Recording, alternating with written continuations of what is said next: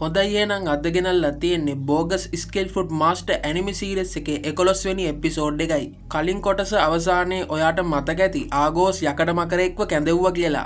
ඉතින් අන්න එතන ඉඳලා තමයි අද වීඩියෝ එක පටන් ගන්නෙ. එහෙනම් අපි වැඩි කතා නැතුව ඉක්මනින්ම වීඩියෝ එක පැත්තට යමු. මේ SLM රිවිව්.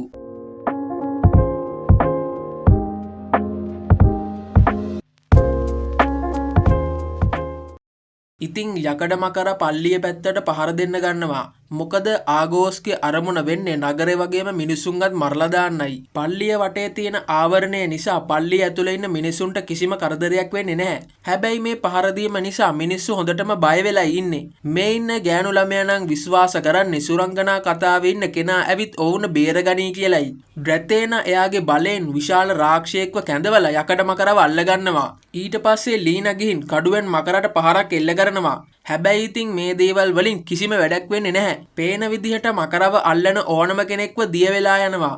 මකර ඊට පස්සේ ඩ්‍රැතේන කැඳවුව රාක්ෂයටත් පහර දීලා විනාශ කරනවා. යකඩ මකරෙක්ක පරාද කරන එක ඒ තරම්ම ලේසි දෙයක් නෙමෙයි. මොකද යකඩ මකරෙක්ට කඩු වලින් පහර දීලා කිසිම තේරුමක් නැහැ. මල් තොප්පි කෙනාට නම් තේරෙනවා ආගෝස්ට හැකියාවක් තියෙනවා කියලා. ආගෝස් ඒ හැකියාව පාවිච්චි කරමින් තමයි මකරව පාලනය කරන්නේ. ඒ වගේම ආගෝස්ට තේරෙනවා මෙයාලා වගේ බුද්ධිමත් මිනිස්සුන්ව මුලින්ම මරලා දාන්න ඕන කියලා. ඒක නිසා ආගෝස් මල්තොප්පි කෙනාට මකර ලවා පහර දෙන්න ගන්නවා. මල්තොප්පි කෙනත් මැජික් බලයෙන් මකරගේ ගින්දර සමග සටන් කරන්න ගන්නවා. නමුත් මකරගේ බලයට විරුද්ධ වෙන්න තරම් ඇයට ලොකු ශක්තියක් නැහැ. මේක නිසා යුවාන් මල්තොප්පි කෙනාවත් අරගෙන මෙතනින් පැන ගන්නවා. අවසානයේ මේ සටන ඉතුරු වෙන්නේ ඩ්‍රැතේන සහ ලීනා විතරයි. ඩ්‍රැතේන රාක්ෂයන්ව කැඳවමින් මකරට පහර දෙන්න හැදුවත් මකරගේ බලය නිසා ඩ්‍රැතේනගේ රාක්ෂයන් සේරම විනාශ වෙනවා. ඊට පස්සේ මේ මකර නැවතත් නගරයේ පැත්තට පහර දෙන්න පටන් ගන්නවා.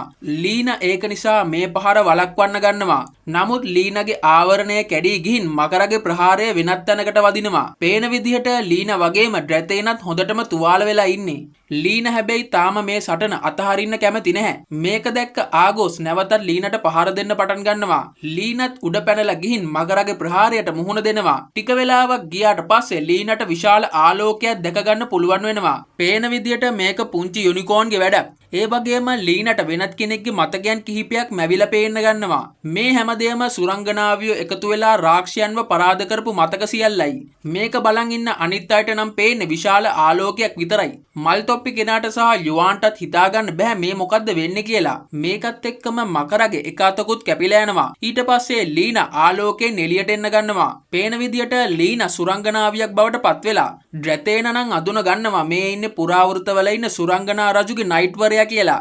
ඒ වගේම ශුද්ධ වූ සහෝදරියටත් ලොකු වෙනසක් තේරෙන්න ගන්නවා. ඇයගේ ළඟ ඉන්න සේවිකාව ශුද්ධ වූ සහෝදරිය දිහා බලලා පුදුම වෙනවා.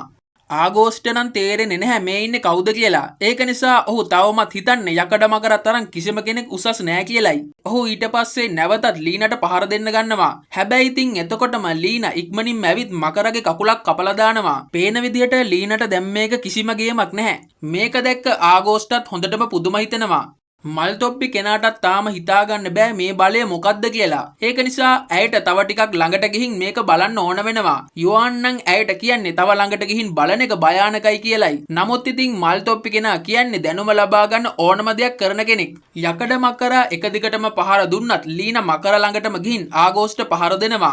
ආගෝස්ට තේරෙනවා ලීනා හින්දා ඔහුගේ සැලැස්ම විනාශ වෙනවා කියලා. එතකොටම තමයි ඔහුට මතක් වෙන්නේ ඔහු ආවේ නගර විනාශ කරන්න මිසක් මොවුන් එක්ක සටන් කරන්න නෙමෙයි කියලා. ඒක නිසා ආගෝස් නැවතත් මකර ලවා නගරයට පහර දෙන්න ගන්නවා. මේ ප්‍රහාර ගිහින් පල්ලියේ බාධකයට තමයි වදින්නේ.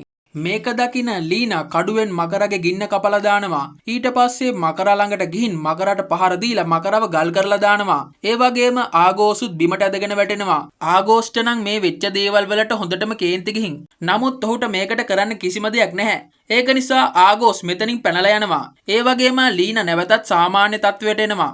ලීනා මෙතනදී දකිනවා පුංචි යුනිකෝන්වත්. ලීනට ඒක නිසා තේරෙනවා මේ පුංචි යුනිකෝන් තමයි ඇයට උදව් කළේ කියලා. ඒ වගේම ඩ්‍රැතේනට සහ ලීනට හොඳටම තුවාල වෙලා නිසා මල්තොප්පි කෙනා මැජික් බලයෙන් ඔවුන්ව සුව කරනවා. මල්තොප්පි කෙනා නම් ලීනට හම්බ වෙච්ච බලය ගැන ගොඩක් පුදුමෙන් ඉන්නේ. ඒ මදිවට මල්තොප්පි කෙනා සහ යුවන් දිනන්නේ කවුද කියලා පොඩි ඔට්ටුවකුත් දාලා ලීනා ඊට පස්සේ ගිහින් එයා එක්ක සටන් කළාට ඩ්‍රැතේනට ස්තුති කරන්න ගන්නවා. මේ අතරේ ලයිට් නම් ව්‍යායාම කරලා හොඳටම මහන්සි වෙලා ඉන්නේ. මේක නිසා අයිලා ලයිට් කන්න කියලා පීස වගේකුත් ගේනවා. ලයිට් ඒක නිසා පීසා ඔක්කොම ටික කාලා නැවතත් ව්‍යායාම කරන්න පටන් ගන්නවා. පේන විදියට මොනිකට කඩුවේ වැඩ ටික තාමත් ඉවර කරගන්න බැරි වෙලා. මොනිකට ඕන විදියට කඩුව හදන්න හැදුවත් ඒක හැම වෙලේම අසාර්ථක වෙනවා. නමුත් මොනිකාගේ තාත්තා නම් කියන්නේ දිගටම අසාර්ථක වෙන මිනිස්සු කවදම හරි හොඳම දේ කරනවා කියලයි. ඉතින් මෙන්න මේ කතාවත් එක්කම තමයි අද වීඩියෝ එක ඉවර වෙන්නේ. එහෙනම් තවත් අලුත් වීඩියෝ එකකින් නැවත හමු වෙමු.